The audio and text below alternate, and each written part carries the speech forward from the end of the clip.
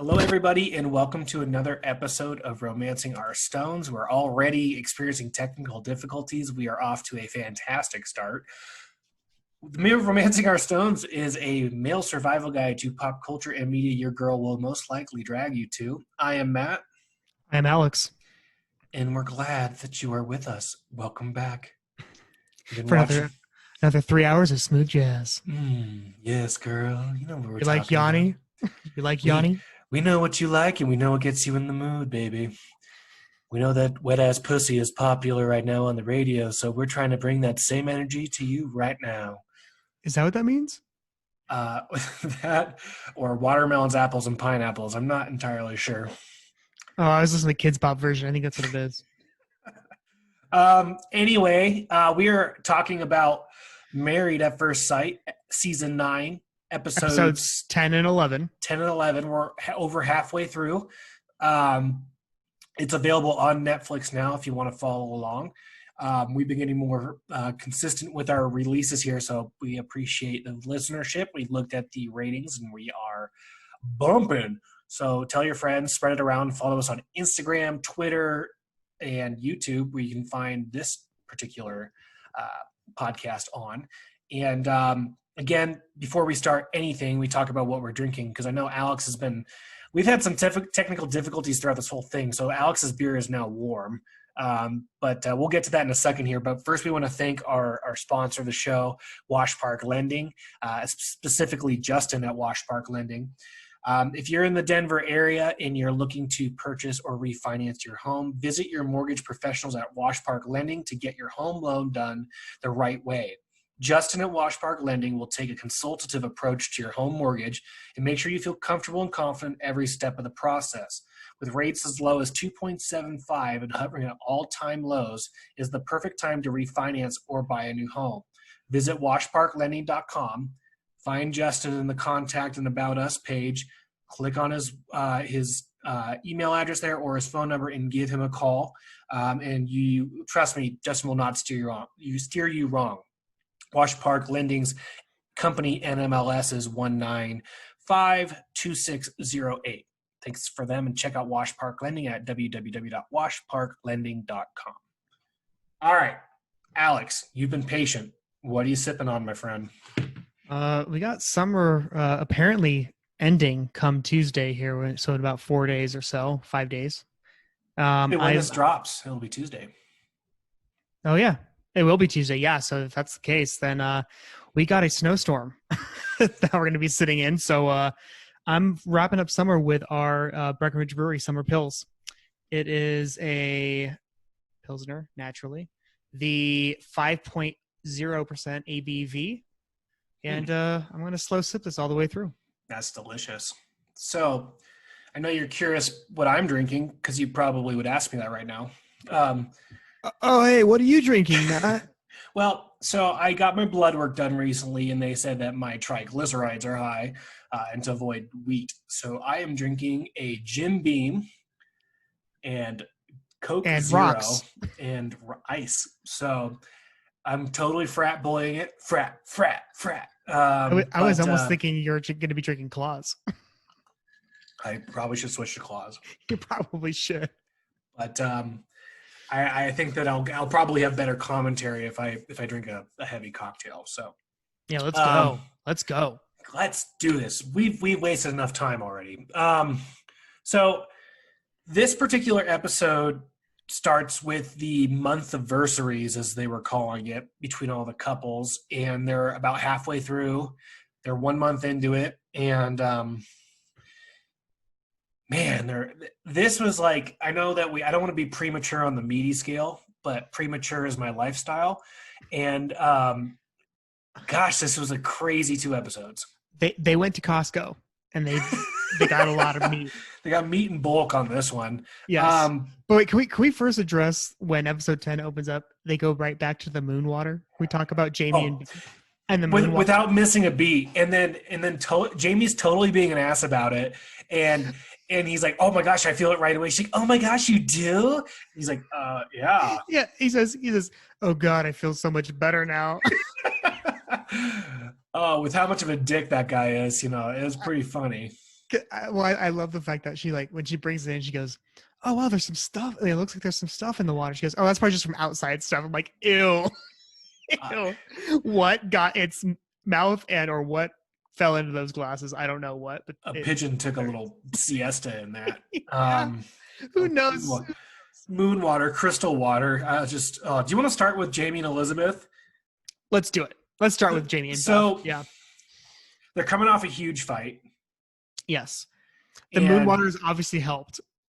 the moon So water has helped. the spirits are flushed. They're in good. They're good standing right now. Apollo came and he shot his mighty bow, and his Apollo's mighty bow is Cupid's arrow, and they're back in love because they're contractually obligated to pretend like it's okay.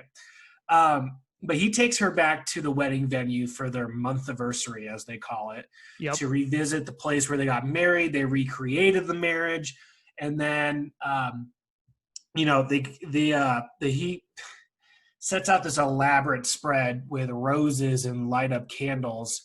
Like he really went all out, except he got folding chairs as their chairs. Not with a cloth cover. And we're two people that have been through wedding planning. It was just a fold out white chair. Yes. It's almost like the venue's like, oh, our chairs are being used on the other side for a wedding. And he goes, oh shit. All right, well, I'll grab some from Costco. This episode's brought to you by Costco, by the way. Yes, it's the second time we brought it up. I'm not a member. I'm not a member, so they didn't coordinate this through me, just through Alex. But the chairs kind of the chairs. Yeah, that cash flow for myself, man. Oh man, dude, you remember our agreement? No, so they sit down, they talk. He gives her a Tiffany's heart necklace. That's got a pink sapphire in it because pink's her favorite color. And now that you really look back and you look at her, she is everything's been pink. She's one of the pink ladies. She's like a mix between Rizzo and Rizzo. So he goes down there and he said, this is the part of this. These are conversations that couples have that I don't like. He's like, how can I be a better husband? And she's like, nothing. You're great. Because things are great in the moment. Like, I don't really see there's anything to fix right now. Well, yeah, of course. He's like taking you on like a nice date where he's been curating everything for you and he got you a Tiffany's necklace. Like, of course you're like, nope, you're good. But it's like, with how sensitive he is, he was opening himself up in that moment to take criticism, and she totally whiffed. Yep. Because she didn't want to spoil the mood, or like when it's good, it's good. It's such a toxic relationship. It's wild. Yeah. And I agree. And you're gonna, by the end of this 2 episodes, I'm kind of on her side, but I'm getting ahead of myself. Yeah, yes. So I would say episode 10 though, it's just really their date. They're actually not the focus of episode 10 because it's just they go on this date. They're in a good spot. They're kind of, there's not a whole lot going on in this episode for them. Well, until the very end. Until the very end, yes, where they start looking through the wedding album in the courtyard, right where they got married, or in one of the gardens of the backyard in the venue that they got married in, and they're like on a picnic table having some champagne, some charcuterie, and now I want to know your opinion about this, because what happens is they are flipping through the album, and she keeps saying like, oh man, my hair was so bomb that day. Oh man, that dress is amazing. Oh man, I looked so good. Oh man, my lips looks like, so all she's doing is talking about herself. And I think that's important because I ended up noticing something on the 11th episode, and it was a little bit of red flag for me. Yeah. Yes. So wait, her actions were red flag, or it led to a red flag? Her words that she chooses and her person in which she speaks, if you get what I'm saying. First versus third versus, so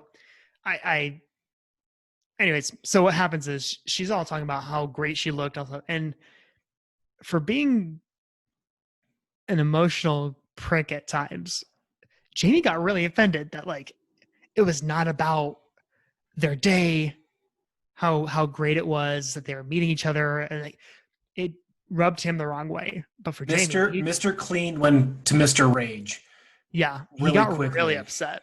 Yeah, which yeah. I simultaneously get. I get the frustration. I do But he not doesn't understand. communicate it like I an don't adult. understand the anger. Yeah, he just communicate like an adult. He just goes straight into Hulk mode and like starts destroying his marriage. It's like the quickest way to have the tallest building in town is to burn down the town.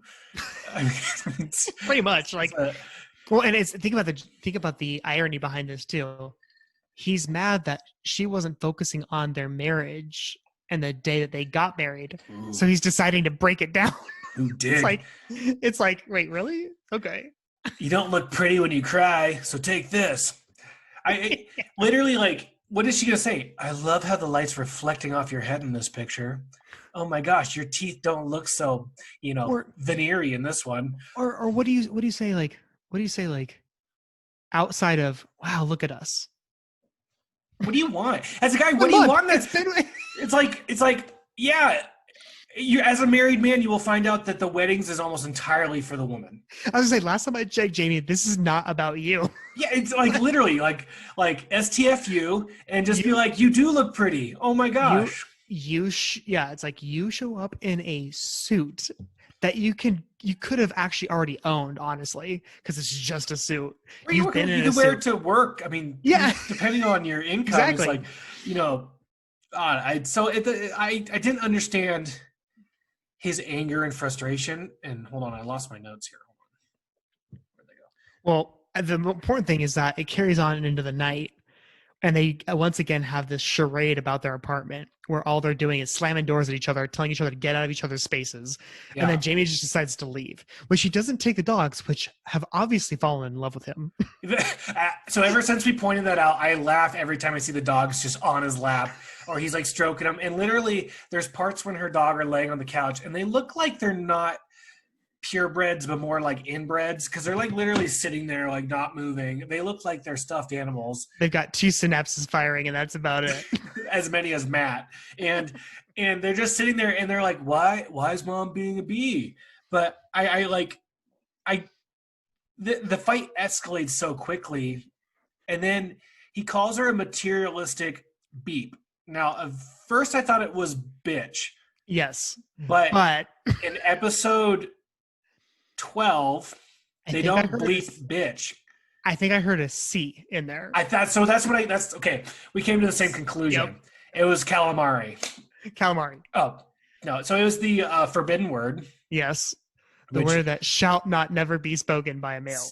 seriously, it's never a good idea. It's never a No. good idea. It's kind of like the other words. It's like, yeah, you don't say that. You just don't say that word. There's a reason why Andrew Dice Clay is not popular anymore. It's because he uses words like that. Yeah. I haven't met a girl that likes that word though. Huh. So I think he Which calls again, her, is why he said that. Is because he was, again, like, it's so funny how he goes immediately to scorched earth policy. he went straight to his quiver to deliver his Cupid's final arrow. blow.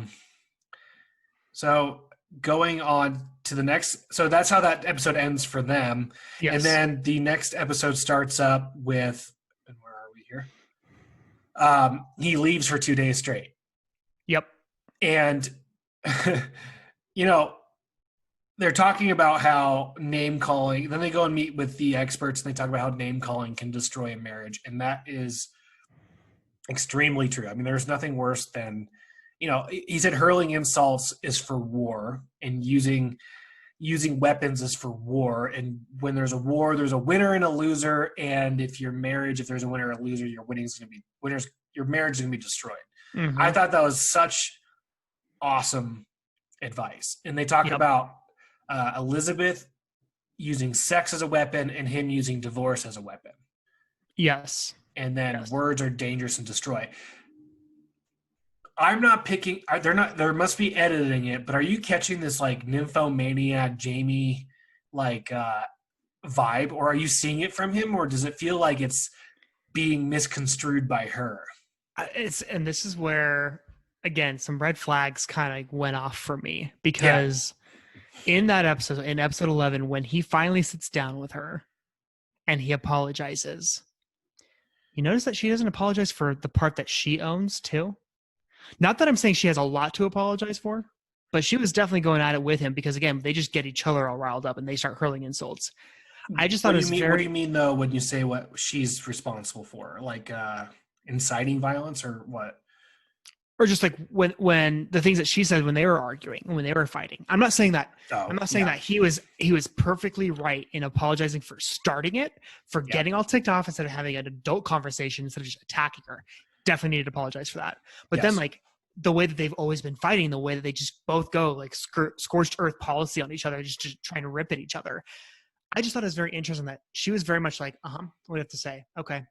Well, Like, she was sitting there expressing herself like she what didn't give a shit. kind of like I mean, what he said was wrong and what he said was Yes. delivery, but she's not a victim. No, but You know, and that's my point. Is like it was almost like he had a lot of work to do, right? When it's like you were complicit in also degrading it and getting at each other's throats. Like I'm sure there's some things that she probably wasn't proud of that she said too, it's right? like yeah, it's But like in it was Rocky. all about him. They're both throwing blows and they're both landing to destroy, and then the person gets destroyed or whatever reason says that Well, person's a mean person. and that's where my red flags kind of went up because in that process, she was very much is very much me, me, me. You did this to me. You did this to me. Look at my dress. I looked great. It was all self inward looking. And it wasn't taking a step outside of herself and saying, you know what? I'm sorry that I said this, that, or the next thing as well. Like it was all about her. And that's kind of where I'm like, that's where my little red flag started to go off in that episode is when again, I'm saying he needed to apologize hard, right? Yeah, And he had the majority of the apologizing to do, but yeah.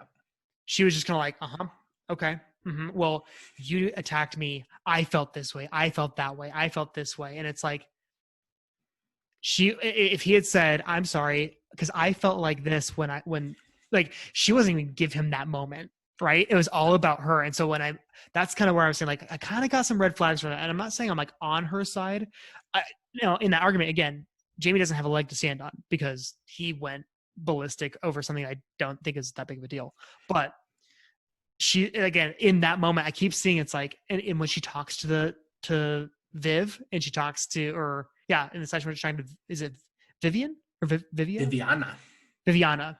When she's talking to Viviana, it's like, it's all about her victimizing herself, and it's like, yeah, I'm not so cool about that. I don't. It's very one way, and that's where I think where I was getting to that point was when we were talking about like this whole like, is Jamie a nympho? Is he not a nympho? Or is she using that as a way to make him look bad? Yeah, and it's interesting too because one of Jamie's biggest gripes is that she doesn't take responsibility or accountability. And then in those apologies with her not apologizing for her own actions, it's just pissing him off more. Yes. And yes. He pulled the mat too when he walked. So I want to talk about another thing Pastor Cal said first, but when he walked up to her when she was sitting by the fire, he's like, "What's up?" Like, what's with these guys this season? He pulled a mat. Yeah, he pulled a mat. Matt must have pulled him aside and said, just you need to walk up to her and be like, "Sup." Sup, you're gonna get sex that night. Just walk in and say sup. It's all you need to say, and then your girl will forgive you. Sup. So he didn't really. He apologizes, but it was like kind of haphazard. And then she starts saying like, when you barged in, and he's like, "Whoa, watch out for all these incriminating words. These are really harsh words. Let's not name call." I mean, he's overreacting. It's funny how some of the couples you're starting to notice. I'll say this: I'd argue one couple is actually good at communicating, Iris and it's oh no, Greg and Deanna are great too. Yes, I would argue getting better. I would argue Greg and Deanna is, which is ironic because they're the ones that are talking about how they need to get better at communicating. Yeah, well, that's a never-ending deal. Yes, and a lot of that is because you need to learn how to communicate with each other. And again, we're talking about 1 month anniversaries, right? Yeah. And like the couple that's most concerned about it is the one's probably best off right now, because none of these other couples communicate well. I'm not saying Iris and Keith don't. I think Keith does a really good job, actually. Yeah. Iris has a hard time, in my opinion. And we'll get to that. We'll get to that. But regardless, I think icky. But Jamie and Beth are terrible communicators. Terrible. I don't know if they know how to actually speak loving words to each other. It's like they need to work that out. That needs to be their exercise for like communication. Well, they're really good at painting a bad example for all of us to follow. Yeah. They literally escalate toxic, which, you know, a lot of relationships in the world today have that, and people don't know any different, which is kind of scary. So I hope that people can look at this and recognize that. See signals. Yeah, this isn't healthy communication. And if you're, and then, you know, yeah, that's, if you were to have a picture of yourself, or if you were to watch back, if I was Jamie or Beth watching the show back, I'd be super embarrassed. Before we get off, and sometimes that's what it takes. Yeah. Is stepping outside of yourself, be like, God, that didn't look great. You know, really, I wasn't that mature here. Yeah, you need to hit rock bottom before you get better. So I do really believe that. So, but before we switch, there's a conversation about, do you love this person? Can you love this person? Blah, blah, blah, with Pastor Cal. And he said the difference is, you know, love is a concept of the head and not just the heart. And, you know, you fall in love not like the movies do it, not like The Bachelor does it. You fall in love because you notice that you have someone good in front of you, good for you, and you need to work towards making that more good. And I thought that was just something I wanted to highlight. And I'll add on to that with the conversation that Greg has with Pico, his buddy. Yeah. And I think it's the very beginning of episode 11, and he asks a very good question. And I wanted to pick your brain on this one too, which is, if the things that you would like for her to improve on and work towards, right, or some flaws, basically, he's like, are you okay if that never gets better, right? Because you can't change people. Yeah. And that's, I think it's where a lot of people like get married and they think they can change people. Yeah. And it's like, no, but like it really comes from a level of like loving them despite their flaws, loving them despite maybe some of their shortcomings. Not that they can't work towards those, but they're not going to change, let alone overnight, just because they're married, right? Or just because you have a kid, or, you know, and I feel like that always gets romanticized. Like, oh, we'll get better once that happens. It's like, no, you're just throwing more trouble into your life. Like, you're throwing more stress onto your life. What do you think that's going to get any better just because you have a kid, just because you get married, right? But I think in that same spirit you're talking about is like, I think that's also a very valid question to ask, especially before you get married. And I know they're already married, but it's getting to the point where we're 3 weeks away from saying, are we sticking with it, or are we just getting divorced? Yeah. And so for his buddy being like, that's an important thing to think about right now, is like, what if, and it was for Greg's case, it was like, what if Deanna doesn't get better at communicating? What if she always has that guard up? You know, what if that's something that she just never gets around? Can you live with that? And you know, I'm gonna be Coach Platitude right now, or I'm gonna be Matt with my platitudes. You know, like, you know, if you can't basketball ones, please. Basketball platitudes. You know, I re-listened to the last episodes. I realized how annoying Matt voice is, so I'm gonna try and avoid it. I almost went right into it. I was like so eager to jump into Matt voice. No, but you know, like, if you can't change your situation, change your attitude. You know, is extremely relevant to what you just said. And, you know, to change, you can pick your nose and you can pick your friends, but you can't pick your friend's nose. You know, that's an old saying, but you can change yourself, you can change your attitude, but you can't change your wife. You know, that's something important too. You know, because there are a lot of people that go into relationships that are highly romanticized, like our other shows that we watch, that think that Billy's great, but he has a compulsive pants shitting issue that I'm going to fix. And you're not going to fix that. And, you know, and you should like Billy for his ability to hold his bladder, but not chastise him for his ability to unhold his bowels. And I think Does that there's make sense? Yeah, I think I nailed that. well, and I'll say there's one thing too that can exacerbate that whole issue, which is like you said, you can work on yourself, but if you know you're working on yourself for your partner and they're not, that can cause that can just widen that rift, and that's very important to keep in mind too. Yes. Trust me. I mean, you're talking to somebody that knows, and you have to. Part of a partnership and a relationship is doing steps for yourself in despite what your partner does, but And not being holding it healthy, against them but if they're being not doing it. but being in a healthy relationship is if you see your partner working on themselves, you take steps to work on yourself. But don't work on the steps they're working on. Work on the steps that are important to you, to where it'll get you to a point that you want to be. So if at week 8 they decide to divorce you, you're stronger than you were the day before. If that makes, Yes. I mean, No, I agree. No, I know what you're talking about. It's it's a tightrope walk, and you have to have the emotional maturity. And I think it's kind of what you're getting to is like you got to be able to work on yourself and be comfortable with that if somebody else isn't, mm-hmm. right? And because you're doing this for you, and that's something that, like, I talk to my wife about too a lot, which is like I want to work on myself, and it's like one because like I want to improve myself for her, but it's also I take care of myself. It puts me in a better position to take care of her and our future kids and our future family. So it's like there needs to be that space to be able to do that, but not feel like there's not place any expectations as a result. Just because I'm working hard or harder, right? There's that, if Yeah. you can think of it that way, doesn't mean they should expect that they should be working on your level. Yeah. We're all different people, And I think it's a hard thing for people to grasp. Like, if you don't have to be the same to be a good couple or a good marriage or anything like that. And I think it's so lost in culture today. It's like, if I am like, I am not, but if I'm speaking figuratively, you can look at my triglycerides and know that I'm not an active runner, but I'm an active runner. Therefore, my I would partner, like my I would like my partner to run with me because that's important to me.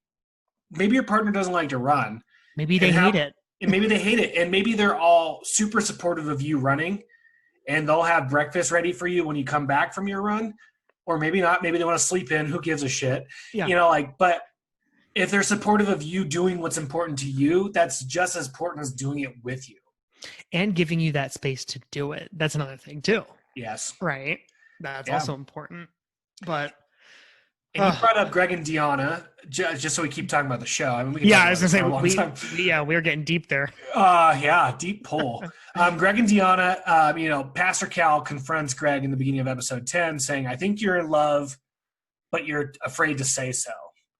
And I liked the idea, and I'll ask you really quick too on that. He says there are people that are in love and they just don't really know it yet. And I thought that was an interesting thought. I think it's true, because I think that, love, you think if you don't experience love, you expect it to be with the moment you realize it, doves are going to fly down, put a sash over your head, and there's going to be confetti, and then the whole town's going to go out and do a flash mob. Like, it happens over time, and if the intense feeling of love is very front forward, you need to caution yourself. Speaking from personal experience, you got to caution yourself, because you need to make sure you understand so many aspects of a human being. You're protecting your heart. You're protecting yourself, right? Yeah. So, and I'll argue, and I would argue that maybe there's somebody, but I would find it very rare to find people actually say, I knew the moment that I was not in love. I knew the moment that I loved them. Right. And I think it's always something that almost comes to you, not in passing, but just kind of like, it's more of a revelation that it has been there, as opposed to like you said, there was no doves coming down. There was no flash mob. It wasn't like a moment where I was like, I knew the moment that I knew I loved this person. Right. It's always kind of like, again, it's a retrospective feeling. I almost feel like, oh my God, I do love that person. Right. And sometimes it can come from either they go away for a while, or there's a threat of them leaving, or there's a threat of them not being around anymore, they actually realize like, oh my God, like I love this person.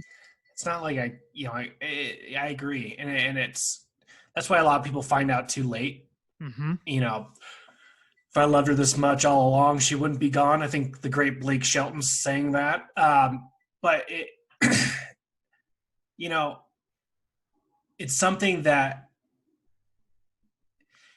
I would say you don't realize you're in love. You realize when you can't live without them. Yes. And that it would be painful. Like, yes, your days would be darker. Food would lose their taste. All that romantic shit that you hear in movies. It's not like, like if you were to walk up to someone right now and lose your sense of taste and smell, you probably would have COVID. I'm just being honest. You think that it's love, but you just have COVID. Yeah. Go get yourself tested. Did you hear Robert Pattinson has it? He's filming on the set of Batman. They had to stop filming because he's got it apparently. Oh no! I'm sorry. He tested positive. I mean, we'll see. All he wanted was justice, and he came down with the coronavirus. Hey, which started from a bat. Whoa! Full circle. Wow. Anyways, Greg and Deanna, let's get back to the show. Look, but Edward Cullen standing in Bella's room was really fucking creepy. I'm just gonna put it out there. I mean, it needs to be said. Okay. Anyway, back to this. I hope somebody finds my joke and puts it into a meme someday because it's fantastic. Yeah, that was really good. Yeah, you should meme it. I should. Coming out to the Instagram and the Instagram. Yeah, follow us at RO Stones guys and see if Alex does it. But I mean, they go on a cute bowling date. Shoot, this got all jumbled here. They went and tried octopus, and Greg tried octopus not for her. Octopus isn't that bad if it's cooked right. Yes. The restaurant looked like they would cook it right. Yes.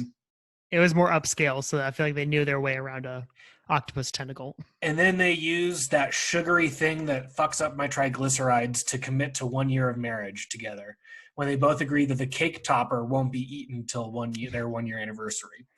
But there was whipped cream on the dresser in the bedroom, which I thought was dessert was still had. Which I thought was creepy Greg move. Probably because there's some part where he's like, I want to talk to Viviana because I want to talk to her about, she's the sex therapist. Yeah. Oh my gosh. It's like, pump the brakes, brother. Stop. I'm going to pull who was that from The Bachelor? Stop. Yeah. STAAAHP. Victoria F. Yeah. Stop. And then they sit down and, Greg says he sat with Pico and he said that if she doesn't get more verbal with her emotions, then I'm out. Deanna conversely realizes that she needs to be more verbal or he's out. Yep. Which is honestly like, that's the best solution you could probably go for. Right. I mean, if you know that there's something on the table, right, that needs to happen, right. There is a critical moment or a critical process that needs to take place before that in the 21 days. Yeah. They're both, without even talking to each other, on the same exact page, which is awesome. Yeah. The fact that they both know what they need to do, right? So I think that's huge. And I think watching them like go on these dates and interact with each other, they have this playfulness, which is good. And she's starting to open up. They're just more playful. Natural. It's very natural. I would vote them as the most natural couple right now. And healthy. Yeah. Even with the lack of communication and like with Gianna still having her boundaries up, like, and that's where I think was huge, where Greg at the end of that night opened up about about himself. I mean, I think he, and honestly, I think that's a good leadership move, right? For like, from a relationship standpoint as the man, like, I think he realized that he can go a lot deeper with her and be a lot more vulnerable with her to almost give her that breadth or that bandwidth to jump in the pool a little bit deeper with him, if that makes sense. Right. Yes. Like he's like, look, I'll go neck deep. Right. If you can come waist deep. I'll tell you how cold the pool is. And then I'm going to get really creepy about Dr. Viviana and you're going to run out of the pool and put your towel on. Uh-oh. So is that foreshadowing? Who knows? We'll have to watch on. I say we do Iris and Keith because there's a lot to talk about dumb shit and Amber. Yeah. Yeah. Um, so Um, so their 1 month anniversary, they go riding horses, right? yes. Well, And before they even did that, he was talking. Keith was talking to his buddy Eric. He's like, "I think this is the longest you've ever been without sex," which I thought was really funny. Uh, and you got to clap it up for Keith in that instance. yeah, Like seriously, like, but he's you don't marry or date your spouse, girlfriend, boyfriend from for their past, so long as they're growing from it. And he hasn't made any inclination that he's some perv or anything like that. no. I got a question to ask you though, Yeah, because on this date where they go horseback riding, when they pull up, she's like, "We're going horseback riding, aren't we? We're going horseback riding, aren't we? We're going horseback riding." And then she says something that kind of spurred my memory when they were back in Antigua, and she was like, "Oh, it's just like the time when I guess we were going stingray like diving or whatever, right?" yeah. And I wanted to ask you because, and I'm sure this will differ for every guy, but for me, it ruins the moment if the girl tries to guess what you're trying to do, especially if she guesses it right before you guys do it. And the whole like, oh, I knew it, I guessed it. For me, I don't know. As a guy, I'm just like, all right, well, I guess now we're just gonna do it, right? Like it's like it takes away like the romanticism, I guess, of like what I'm trying to do, right? It kind of Well, it's like I think it's that trying will. to make it a Yeah, when we move into opportunities or situations like that, we did a lot of planning. We tried to make it special, and then when they guess it or act like it was so fucking obvious, you kind of are like, well, shit. Well, then why did I take all these steps to try and do it special? Where if you're like, do you want to go horseback riding for our month anniversary? Why don't you ever be romantic? uh-huh. Why do you want to tell me? I get that. I mean, it goes both ways, I would assume, but at the same time, Well, it and it's hard to surprise somebody when you're going to do something physical where you can actually see what you're about to do as you're pulling into the driveway, right? Like with yeah. horseback riding, you can't hide it. There's horses in the corrals, like Yeah, you pull up to a waiting ranch. We're for going you. horseback riding. It's like, no, bitches, camels. Like, like Little did you know, it's a hometown cooking. Like, no, I don't know. we're digging a grave. I dated a girl that used to like she used to like revel in that, and it would drive me nuts. It wasn't a deal breaker, but it was just something where I was like, it sucks because I wanted to be able to surprise her, Give me right? this. Give me this. Oh my gosh, I had no idea. We're going to an airport. We're skydiving. Oh, I had no I, idea. I would even argue, being honest, like either during or after, like, all right, I kind of guessed it. As you got closer, I kind of knew or kind of guessed what we were doing. I'm totally fine with that. I just hate like the whole like right before it's happening. It's like I knew it. We're going horseback riding. I'm like, okay, cool. Let's go hop on the horses. Okay, Cool. let's Anyways, giddy up. I just had to ask you about that. But No, anyways, it's pretty funny, and I mean, um, they have a real honest conversation about marriage, which I thought was refreshing at the dinner table. And she tells him she kind of commits to him there too. I plan on staying past 8 weeks, which I think is a solid move in this scenario, just in the sense that if you're feeling that, communicate that to the other person. So there's not this looming, I don't know what they're going to do. I have no idea what they're going to do. Maybe I need to say no to protect myself. Prisoner's theory. I'm going to say no, like just so I'm not one that's hurt or looks stupid. mm-hmm. Something I did find out is that Iris has a baby voice, and I dated a girl with a baby voice that with the like, oh,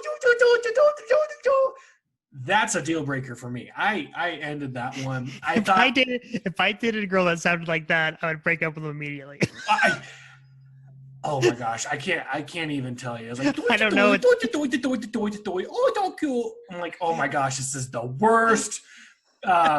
She's a lovely lady, but at the same time, the baby voice was the reason why I broke up with her. If she didn't have the baby voice, who knows? But so they do that, Well, and I want to say that's tied to something we'll get into later with them. But yes, yeah, but but in keeping with the baby voice, her emotional immaturity, which is now becoming Keith's biggest hot spot, was never more on display than when they were playing dice, the sex dice, and it was like touch boobs, no, ew, gross, blow and that boobs, ew, and that's no. And that's where I was getting, which was, I think that, and I wouldn't say it's her emotional maturity. I think she's emotionally mature. It's her sexual immaturity that is Yeah. his concern. It has nothing to do with her virginity. It's the fact that he's wondering if she'll ever be ready. Because the way she reacts right now, it's like, and she talks about, she's like, well, I'm 27. And it's like, you don't act like it when it comes to a sensual moment. And I'm not talking about sexual. I'm talking about sensual moment. And that's where I think Keith was super awesome in being honest with Pastor Cal, about that, and being like, that's a concern for me, because I don't know, like, and to be fair, and I was 100% on board with him with this, which was, he's like, when Pastor Cal was like, wait, so you're not necessarily sexually attracted to her? And he goes, a part of me is, but the fact that she does not have any sexual maturity is unattractive. Yeah. It's like, you want your girl to be attractive, or to have a bit of a sensual side and a sexual side. Yeah. I'm not saying that she has to be off the charts, but every guy likes to know, like, there's a side that can get there. And I think for him, it's bothering him that I don't think she can. I don't think she's ready to be there. No, she's not. And she was talking to Dr. Viviana, like, I have this precious gift to give him. And she's that's a direct quote. And, and then she said, well, how about don't look at it as taking your virginity, as in you are giving him your virginity, or this whole, like, it's putting it on a pedestal. Yeah, I was about to say the same exact thing. I was about to say putting the P on the pedestal. Mm-hmm. But speaking to her mental, emotional maturity, mm-hmm. Iris took everything that Dr. Viviana said and put it directly into practice. Yes. So kudos to her. She's trying. Yeah, it's like, I'm not a hater of Iris at all. I love Iris. Yeah. She just needs to, like, really explore that sexual side of herself. And she's caught sexually in it's going to sound really bad, 7-year-old girl mode. Mm-hmm. And I thought it was very prevalent. It's all silly and icky, right? Like, that's kind of the vibe I get when she has to deal with it. And I caught it so much when she was at the pool with her mom, and she had this pink, flowery, one-piece, long-sleeve bathing suit, jumping around talking about how important her virginity is and how sex is icky. And her mom's like, you need to go to Pound Town, dear. I will say that Adidas onesie was kind of dope. I liked it. You liked the Adidas onesie? I thought it was like, oh my gosh, is this like a manifestation of her age or sexual maturity age? But I'll say this. Not being on Iris would have been better. Like you said, when you put it that way, Mike, it actually makes perfect sense, right? Yeah. But I just thought it was cool. I was like, I didn't know Adidas made bathing suits. You're like, I want that. I want that for myself. And I'm comfortable in my manhood, and I want a Adidas onesie for the pool. That's pretty dope. I'll get you one. I'll get you one for your baby shower gift. How's that? Perfect. I digress. But can I just say, I want to give props to the mom for being like, basically giving her, it's time to grow up, sweetie. Like, yeah, it's time to jump in the deep end. Time to dive in. Yep. I like that too. And she, I mean, here's the thing I'll say too, like, and kudos to her mom. Iris doesn't need to go to Viviana and pay for counseling. Her mom knows what's up, because her mom says the exact same thing that she needs to work on. Dive in. And it's time to, like, again, you're old enough. Like, and, I think that, when Iris is talking to her about, how, like, she's starting to have problems, that Keith is concerned about her virginity, her mom calls it out. She goes, I don't think it's, concerned about it's concerns for him. It's a sensitivity to it. And because you're putting it on a pedestal, he doesn't know what to do with that. And he doesn't want to, like, almost like he's walking on eggshells. Right. Mm-hmm. And so he doesn't know. And she's making him indirectly be concerned about it, be sensitive to it, because she puts it up on a pedestal. Yeah. This whole concept of virginity.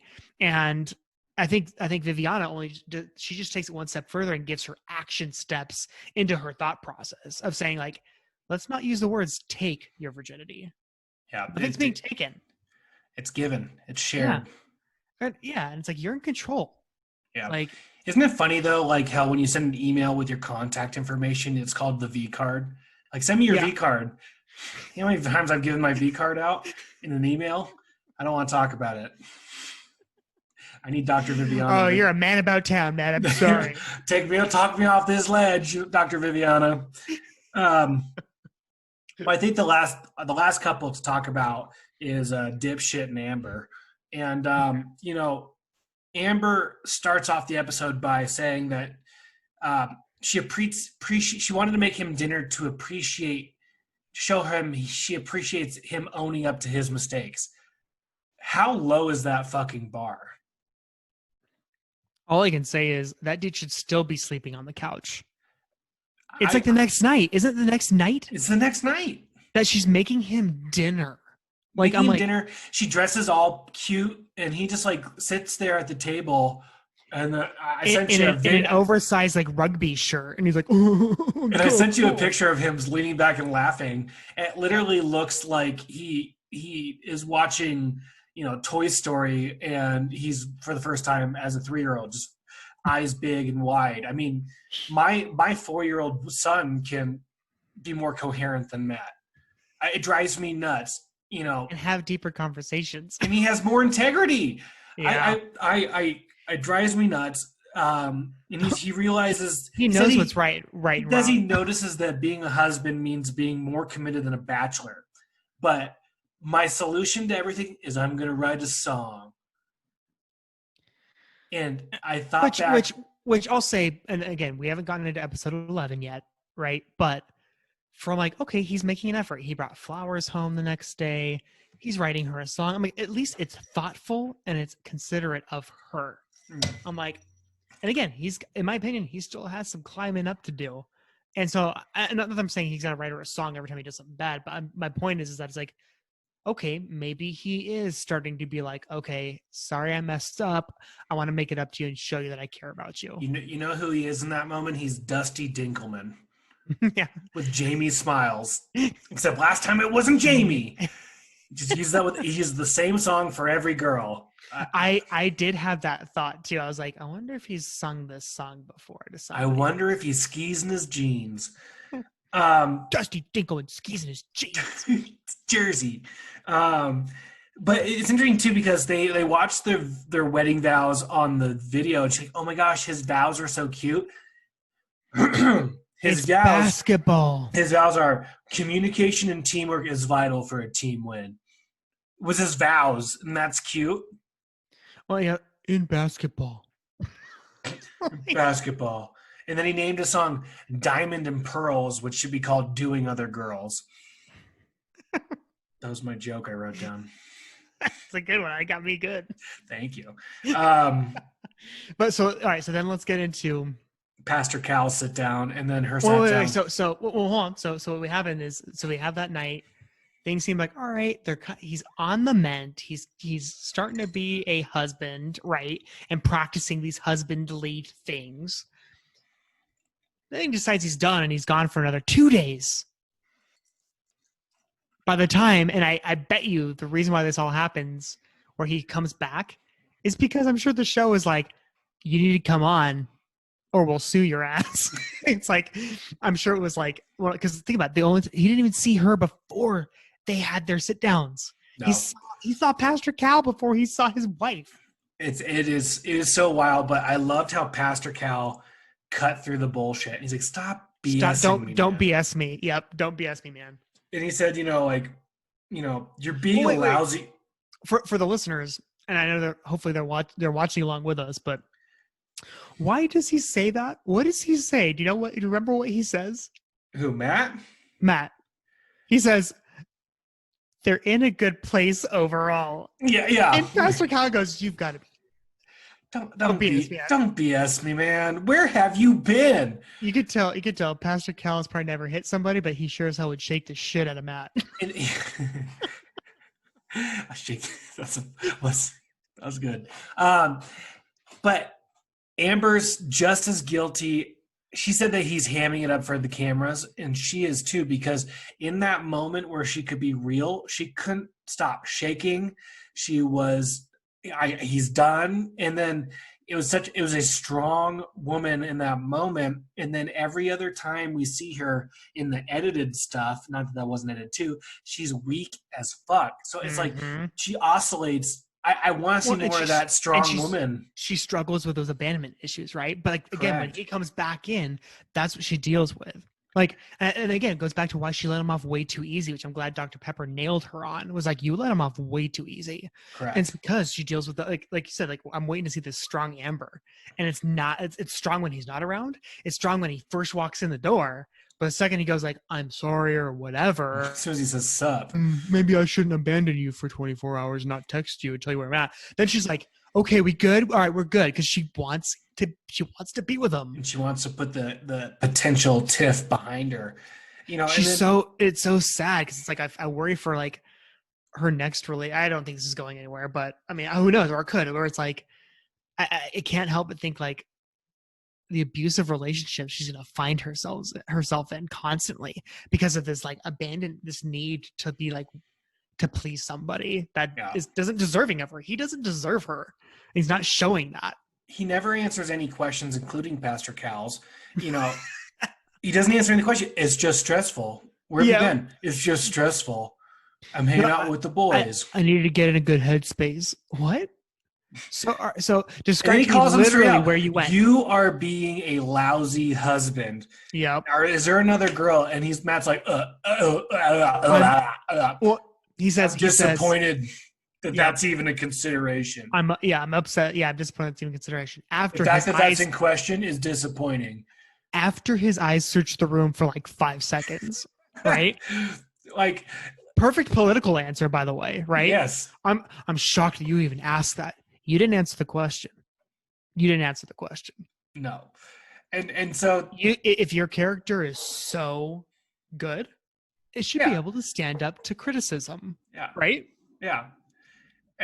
But he can't do that. And they both recommit where I thought they said that they were going to stop toxic relationships is what they said in the beginning. Like save Amber, save Elizabeth and Jamie. Yeah. Like and both of them end it right there. This is not a fit. So I don't know. But then Matt walks back in where Amber is. First time he's been home in 2 days. And he goes, and what does he do? Sup. Sup. And he sits down and he's like, what was your takeaway from Pastor Cal? Communicate better. Yeah. And then she's like, I need to set some guidelines. I want to text at the beginning of the night, text at the end of the night, and then you home by 2:30. The easiest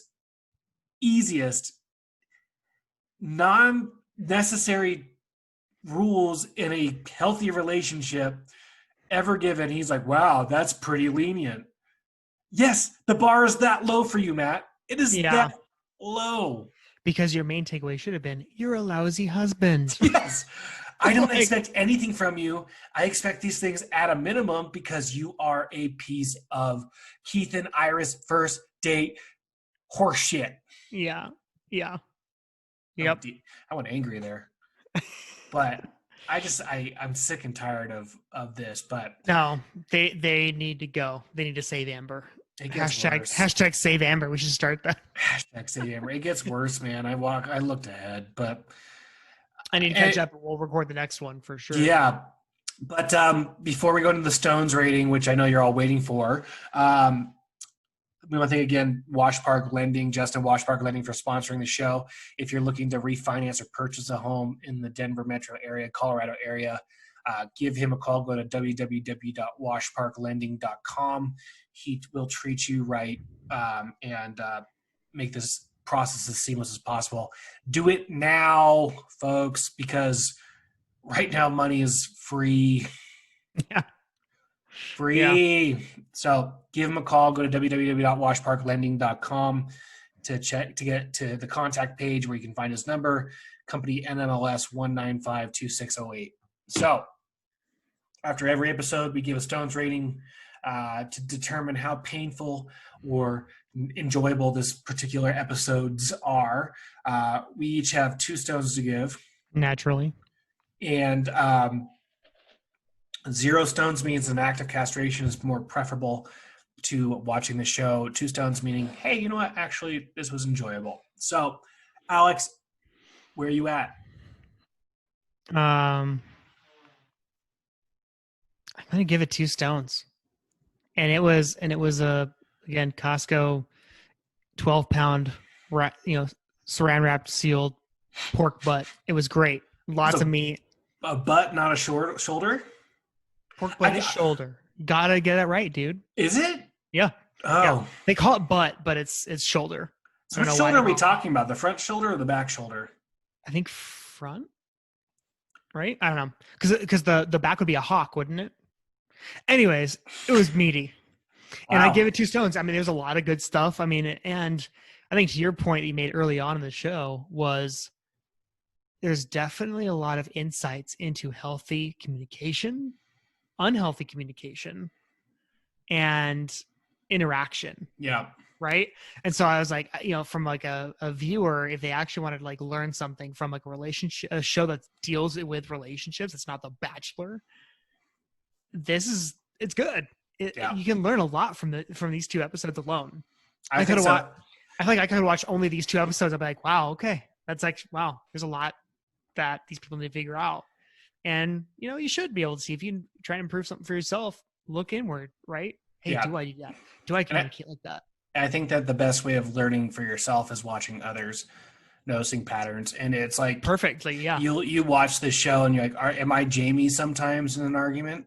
Am I Yep. so steadfast on being right that I'll, disparage the other person? Am Mm-hmm. I Elizabeth? Am I overly emotional? Am I Iris? Am I immature? Am I Keith? Mm-hmm. Am I fucking awesome? Like, like all these different things. Keith. I'm a fan, man. I'm a Keith fan. bandwagon. Yep. And I'm a fan of Greg when he's not trying to get some. And he doesn't get creepy. Yeah, when he doesn't get creepy, I'm a big fan of Greg. So I'll give it 2 stones too, for the same exact reasons. Since we can't give halves, I rounded up because overall the experience was pleasurable. Mm-hmm. I thought I was disappointed in the show for not ending Matt certain and Amber. relationships. Yeah. Matt and Amber and Jamie and Elizabeth. I mean, Jamie and Elizabeth should not be together. I'll put it there. And because they're not taking steps to make things right, they're literally. Well, I think they were, and then they reverted right back to it. But they that's revert right back to ground zero when they start ripping at each other. But that's the cycle of abuse, man. You go straight from the abuse to the honeymoon. We're going to get better. Yeah. And then the wavelengths get closer together. And, I'm seeing they're going from fight to honeymoon because they're kind of like, let's never talk about this again. Let's never fight again. Speaking like a Sith, speaking in absolutes. And then, so it keeps getting closer. So, but I'll give it 2 cents because I enjoyed it. And that's what we're talking about, whether men will enjoy it or not. Yes. So 4 stones. The meaty scale is a 12-piece saran wrap Costco meat pack. Pork butt. Sorry. What are you gonna Get it right, Matt. I know there's a lot of ratings within my scale, but So are you like an improvisational meat grader, or do you write down the meat scale before? Oh, I totally wing it. No pun intended. Totally wing it. We appreciate you listening. We'll come back with you in an episode here soon. As Jim Beam's kicking him. That frat juice is kicking. Yeah. I know. Follow us on Twitter, Instagram, YouTube at RO Stones Guys. Literally talk to us. We're funny. We post funny things. We're insightful. We love the ladies and we love the men. So we're all here for you, and we look forward to talking to you all soon. So we'll be signing off. Have a great week. Hey, Carol.